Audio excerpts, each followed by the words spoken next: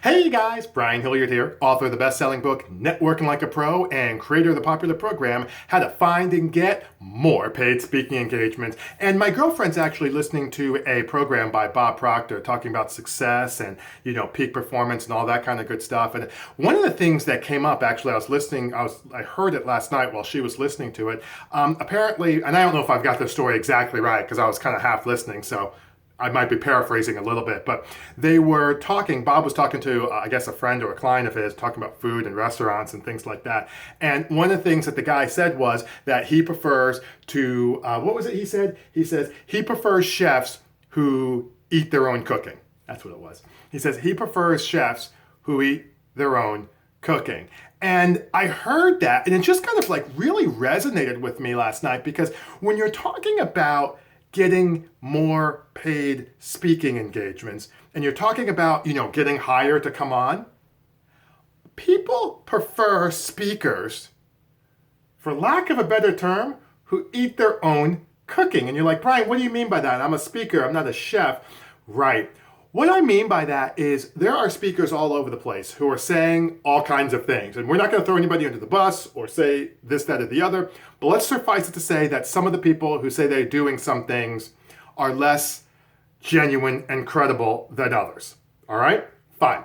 So what people are looking for, what program chairs are looking for, what trainers who hire people in are looking for, what conference chairs are looking for, is they're looking for a speaker who eats their own cooking. They're looking for a speaker who walks their talk. They're looking for a speaker who is authentic. They're looking for a speaker who comes across as being authentic and credible.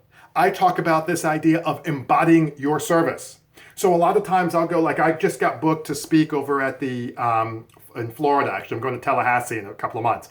And, one of the things that I'm talking to them about is how to overachieve without overcommitting. That's right. How to overachieve without overcommitting.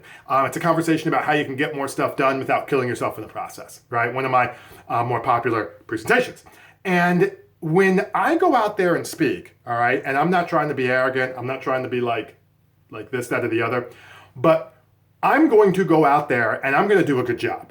I'm going to be energetic. I'm going to be clear. I'm going to be entertaining. I'm going to do a good job.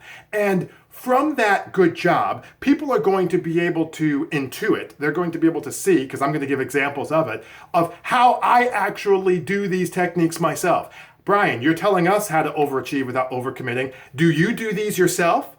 Yes, I do. Do you have a stopwatch that you keep on track? Yes, I do. Do you have a to-do list for the week to keep on track? Yes, I do. Do you differentiate between the important and between the impactful and the urgent? Yes, I do. Do you, make it a point to do power hours and really get things done? Yes, I do. Yes, Mr. Program Person. Yes, Mrs. Audience Member. I'm a chef and I eat my own cooking. And that is not something that you fake. That is not something that you make up. That's not something that they take from the website. That's something that they see in you. Brian, why are you making such a big deal about it? Because not a lot of people eat their own cooking. And when they find out that you do, that gets you hired for the next deal. That gets you down for the next year's conference. That gets you a referral over to the other, other people, associations, or not so much companies, but associations. I'm going to be down in Tallahassee, and they have other things. This is kind of my first time with that group. So when they see that, that's going to get me hired down, in all likelihood, for other similar things that they have in Miami, I want to say, and let's see, Fort Lauderdale, and Tampa. So it's Tallahassee, Fort Lauderdale, Tampa, and that's not even including, that's just regional stuff in the state of Florida. That's not including their annual conference and going from there, okay? When people see that you eat your own cooking as the chef, as the person who goes out and is speaking, then they will just be naturally drawn to that. So here's the thing. If you want to start getting more speaking engagements, all right, make sure that you are really walking your talk. Make sure that if you're talking about, whatever it is, getting unstuck or moving forward or peak performance or success or whatever, make sure that you are actually using some of those things. Now, you don't have to be perfect. You don't have to be using all of them. I don't have to be doing every single thing from my book on how to overachieve without overcommitting. No one's expecting that, but they are expecting the idea that, listen, it looks like this guy's got his life together. It looks like he's doing some of these things that he's talking about, and I can see the results. And you know what? I want him to come out and speak at our next event, or I want him to come out and speak next year, or I want him to come speak in my company. Why? Because he's a great guy?